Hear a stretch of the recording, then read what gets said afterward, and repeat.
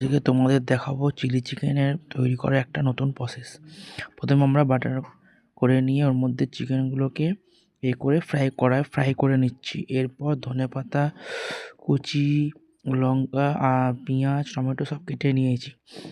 এরপর তেলটা গরম হতে চিলি চিকেনটা আরও ভালোভাবে পকোড়াগুলো ভালোভাবে ভাজা হচ্ছে। ঠিক আছে, তোমরা দেখতে পাচ্ছ আমি একটা থালার মধ্যে তুলে তুলে রাখছি, হ্যাঁ, একটা অন্য পাত্রের মধ্যে।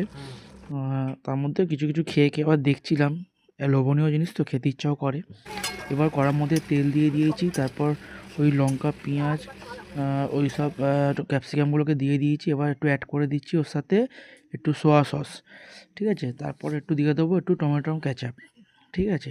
এবার ওটা দেওয়ার পর বেশ করে ওটাকে অনেকক্ষণ ধরে নেড়ে নেড়ে যখন ওগুলো কালার এসে যাবে, পুরো একটা পেঁয়াজটা ভাজা ভাজা কালার এসে যাবে, তারপর আমি অ্যাড করে দিয়েছি আপনার ওই পকোড়াগুলো আর কি, চিকেন যেগুলোকে ভেজে রেখেছিলাম ওগুলোকে অ্যাড করে নিলাম, ঠিক আছে।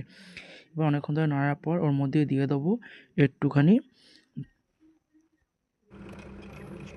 ওর মধ্যে একটু কর্নফ্লাওয়ার দিয়ে দিলাম গুলে জলের মধ্যে। ওটা অনেকক্ষণ বেশ কিছুক্ষণ ধরে ফুটবে, ঠিক আছে। যখন ফুটতে ফুটতে দেখবেন কালার এসে গেছে, তারপর আস্তে করে ওর উপরে ধনেপাতা ছড়িয়ে দিয়ে গ্যাসের ফ্লেমটা বন্ধ করে